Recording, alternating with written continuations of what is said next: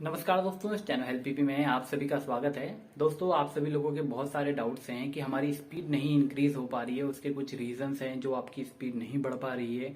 वो रीजंस आप पकड़ नहीं पा रहे हैं।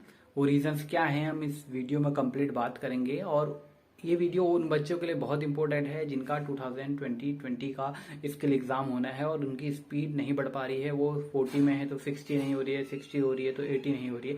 कंप्लीट बात करेंगे। कुछ मेन पॉइंट्स हैं जो आपके सामने मैं रखने की कोशिश करूंगा। आपकी सारे डाउट्स उससे क्लियर हो जाएंगे, चाहे इंग्लिश स्टेनोग्राफर हो चाहे हिंदी स्टेनोग्राफर हो। अगर चैनल में आए हैं आप नए तो चैनल को लाइक सब्सक्राइब शेयर कर लीजिए, बेल आइकन को दबा लीजिएगा।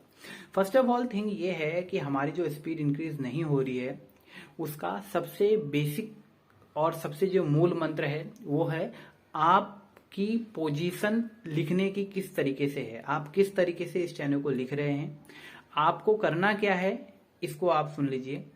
जब भी आप इस चैनल लिख रहे हैं तो आपकी पोजीशन ऐसी पोजीशन होनी चाहिए जिसमें आपको हैंड को फ्रीली मूवमेंट करने के लिए आपके पास स्पेस हो या आप हैंड फ्रीली मूव कर सकें। दूसरी चीज, आपका जो कोहनी है वो आपकी ज्यादा उसमें प्रेशर नहीं पड़ना चाहिए। टेबल में दबा के मत बैठिएगा क्योंकि उससे करने पे आपका हाथ का मूवमेंट कम होता है। देखिए, कुछ बेसिक सी चीजें हैं ये हाथ के मूवमेंट की, हाथ की टेक्निक की, जो आपकी स्पीड को डिक्रीज कर देती हैं। आपको लगता नहीं है कि मेरी स्पीड को डिक्रीज कर रही होंगी, बट ये जो पॉइंट्स हैं ये मेरा एक्सपीरियंस रहा है इन 5-6 सालों का कि स्पीड को कैसे इंक्रीज करें, कहाँ कहाँ बच्चे मिस्टेक्स करते हैं छोटी छोटी, जिनको पकड़ के हम उनकी स्पीड को जंप करा देते हैं। तो ये कुछ पॉइंट्स हैं जो मैं आपके सामने रख रहा हूँ। तो पहला पॉइंट तो आप अपनी जो पोजिशन है, जो पोस्चर है आपका, उसको बिल्कुल अच्छे से कर लीजिए ताकि आपकी जो स्पीड है वो इंक्रीज हो सके। जितना आप हाथ को फ्रीली मूव करने के लिए टाइम देंगे उतना आपका ज्यादा अच्छा रहेगा आपके इस चैनल की स्पीड बढ़ाने में।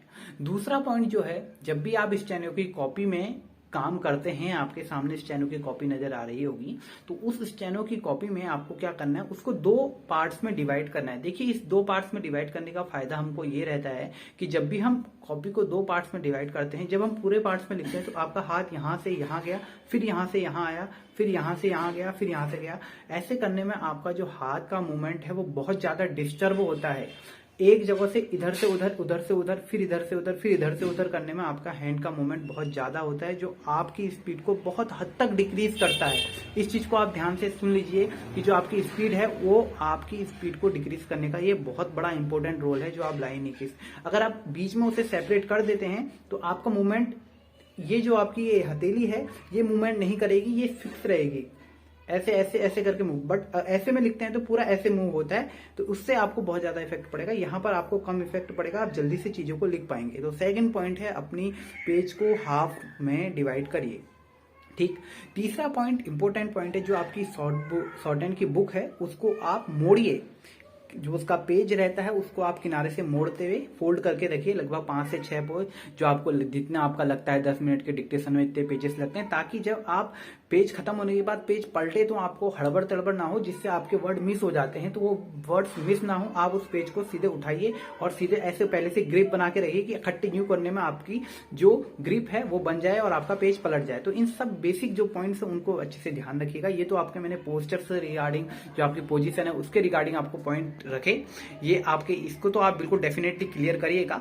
दूसरी चीज, अब हम मेन पॉइंट में आ रहे हैं, ये तो आपका पोस्टर इतना तो सही होना ही होना चाहिए। इसके बाद का जो पॉइंट आपका स्पीड ना बढ़ने का कारण है वो है आपकी बेसिक जो कंप्लीट हुई है वो आपने अच्छी तरीके से नहीं करी है। देखिए, किसी की भी स्पीड एकदम से बिल्कुल जंप नहीं होती है। इस चैनल में बहुत पेशेंस रखना पड़ेगा आपको और आपको टाइम देना पड़ेगा अपनी स्पीड को इंक्रीज करने के लिए।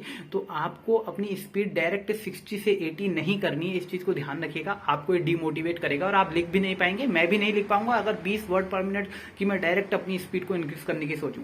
स्पीड इंक्रीज जरूर होगी, बट आपको ग्रेजुअली धीरे धीरे स्पीड को इंक्रीज करना है। दैट्स मीन आप 5-5 वर्ड मिनट का टारगेट बनाइए। 60 वर्ड पर मिनट पे लिखते हैं तो 65 वर्ड पर मिनट पे डिक्टेशन लिखिए, फिर 70 पे लिखिए कुछ दिन के बाद, फिर 75 पे लिखिए, फिर 80 पे लिखिए। ये नहीं 60 से डायरेक्ट 80 लिखना है, ये पॉसिबल नहीं होगा आपके लिए नहीं, किसी के लिए भी, चाहे वो आज पार्लियामेंट्री रिपोर्टर का डिक्टेशन लिख रहा होगा, उस बच्चे के लिए भी ये चीज वैल्यू रखती है कि वो सेक्शन धीरे धीरे करके आपकी स्पीड को इंक्रीज करने की कोशिश करता है और स्पीड इंक्रीज होती है। ठीक है, तो आपको जो स्पीड इंक्रीज करनी है वो धीरे धीरे, 60 to 80 जाना है तो 65, फिर 80 से 100 जाना है तो 85, 90। कुछ टाइम बिताइए, अपनी गलतियों को देखिए, वहां पर आप एनालिसिस कीजिए अपने आप को, तो आपको बहुत हद तक बहुत जल्दी आपकी जो स्पीड है वो इंक्रीज होगी। ऐसा करने से धीरे धीरे स्टेप वाइज अपने टुकड़ों में इसको बांटे, ठीक है। दूसरा पॉइंट मैंने आपको बताया, पहला पॉइंट तो आपका स्पीड एंड जो पोस्चर है उसके रिगार्डिंग था। दूसरा जो आपका पॉइंट है वो है आपकी ग्रेजुअली आपको स्पीड को इंक्रीज कराना है। तीसरा पॉइंट है, जब आप अपनी बुक को कंप्लीट करते हैं तो आपके जो मोस्ट इंपोर्टेंट वर्ड्स हैं, शब्द हैं, जैसे मैं हिंदी की बात करता हूं क्योंकि हिंदी में आपको बहुत सारे बच्चों को डाउट्स रहता है, तो हिंदी के जैसे हम बोलते हैं माननीय सभापति महोदय, ये भी हमें पता है कि एसएससी के डिक्टेशन में ये लाइंस रिपीट होनी है। क्यों ना इसके ऐसे वर्ड बनाए जाए जो आप एक बार में समझ के, अगर आपने मौ का अक्षर बनाया है तो आप उसको सीधे रिलेट कर सके कि अगर आपने मौके आके नाउन लगा दिया तो इसका मतलब आप समझ जाएंगे कि मैंने पूरा माननीय सभापति महोदय लिखा है, या कुछ इस तरीके की आप आउटलाइन बना दे रहे हैं अपनी स्वयं की, कि एक हल्का सा अक्षर बनाने के बाद आप पूरी आउटलाइन को कवर अप कर सके। तो आपको ये ध्यान देना है कि मैंने ऐसी आउटलाइन बनाऊं। इसके लिए कैसे आप अपनी मेंटेलिटी को ग्रो अप करें, उसके लिए मैंने एक बुक बनाई है जो डिस्क्रिप्शन में मैंने उसकी लिंक दे रखी है। आप हिंदी वाले बच्चे विशेषकर उसको देख सकते हैं कि किस तरीके से कोई इंग्लिश का वर्ड आए तो अचानक से आप कैसे उन वर्ड को लिख सकते हैं, या कोई ऐसे वर्ड्स जो एसएससी बार बार पूछती है उसकी पूरी लिस्ट मैंने आपको बना के दे रखी है। उससे बाहर एसएससी ने अभी तक पूछा नहीं है, तो आपको बहुत हद तक वो फायदा देगी वो लिस्ट। कैसे उन वर्डों को बनाना है, किस तरीके से मैंने अपनी प्रणाली में बनाया, कैसे आप अपनी प्रणाली में बना सकते हैं, ये भी आपको सिखाने की पूरी कोशिश करिए। बहुत अच्छा रिजल्ट रहा है उस बुक का, तो आप लोग चाहें तो डिस्क्रिप्शन में उसकी लिंक दे रखी है, आप उसको देख सकते हैं। हिंदी स्टेनोग्राफर वाले बच्चे, इंग्लिश के लिए भी हम कोशिश कर रहे हैं कि आपको इसी प्रकार की एक बुक बनाई जाए, तो जल्दी ही पॉसिबिलिटीज हैं हम आपके सामने लेके आए, ठीक है। तो आपकी जो आउटलाइंस है उनको छोटा से छोटा कैसे बनाना है ये बुक में बताया है, और आपको भी अपनी आउटलाइंस को अपने हद तक जब तक आप छोटे से छोटा नहीं बनाएंगे आपकी स्पीड इंक्रीज नहीं होगी। तो तीसरा मंत्र ये है कि अपनी आउटलाइंस को छोटा से छोटा बनाइए। पहला मंत्र अपनी स्पीड के जो आपका पोस्चर है उसको सही करिए। दूसरा मंत्र जो है वो है आपकी जो स्पीड है उसको धीरे धीरे इंक्रीज करने की कोशिश करिए। और तीसरा पॉइंट जो है वो है आपका अपनी आउटलाइंस को छोटी बनाइए। जितनी ज्यादा आउटलाइन छोटी होंगी उतना ज्यादा आपका अच्छा रिजल्ट रहेगा स्पीड को इंक्रीज करने में। चौथा रहता है आप स्पीड इंक्रीज कर लेंगे बट आपको वर्ड पढ़ने में नहीं आएंगे, तो ऐसी स्पीड इंक्रीज का कोई फायदा नहीं है। इसको तो आप बिल्कुल स्टार बना के लिख लीजिए कि जब तक मैं अपने वर्ड्स को नहीं पढ़ पा रहा हूं तब तक ऐसी स्पीड का कोई फायदा नहीं है। चाहे मैं 130 में लिखूं, 50 में लिखूं, आप पढ़ नहीं पाए तो रिजल्ट 0। दैट्स मीन आपका रिजल्ट 0 है, तो that is not good for you, और आपको ये सिलेक्शन नहीं देगा, क्योंकि हमें फाइनली आपका रिजल्ट स्किल में आपकी परसेंटेज एरर बिल्कुल नहीं होनी चाहिए, ये हमें देखना है। तो अपने परसेंटेज एरर्स को आपको डिक्रीज करना है।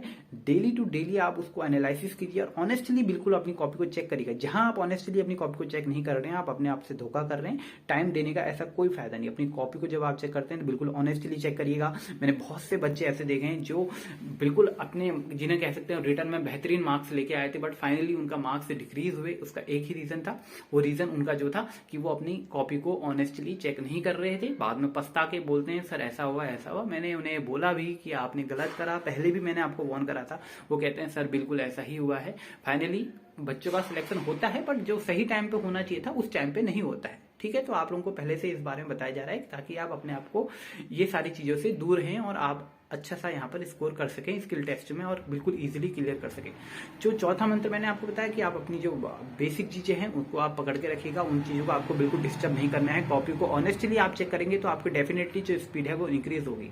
फिफ्थ चीज है, जब तक आप अपने आप में इंप्रूवमेंट नहीं लाएंगे, दैट्स मीन मैंने कोई आउटलाइन बनाई है, आप कितनी मेरी आउटलाइन को रट सकते हैं? ये तो कोई पॉसिबल नहीं है कि मेरी आउटलाइन अलग होगी, कोई आपको नई आउटलाइन देगा, उसकी आउटलाइन को आप कितना रटेंगे? जब तक आप स्वयं से अपनी आउटलाइन को बनाने की कोशिश नहीं करेंगे, ये आपका सेंस डेवलप नहीं होगा, ये आपकी कैपेबिलिटी इंक्रीज नहीं होगी कि how to make new outlines या शॉर्ट आउटलाइन, तो तब तक आप अपनी स्पीड को इंक्रीज नहीं कर पाएंगे। तो बेहतर ये होगा कि आप किसी का फॉलो अप आइडिया ले लीजिए। हिंदी वालों के लिए जैसे मैंने आइडिया के लिए बुक बताई है, वो आइडिया आप ले सकते हैं, बट आपको अपनी आउटलाइन स्वयं बनानी है। ये अगर आप सीख गए तो डेफिनेटली आपकी स्पीड को कोई भी ब्रेक नहीं कर सकता है। आप अच्छी स्पीड को गेन कर सकते हैं।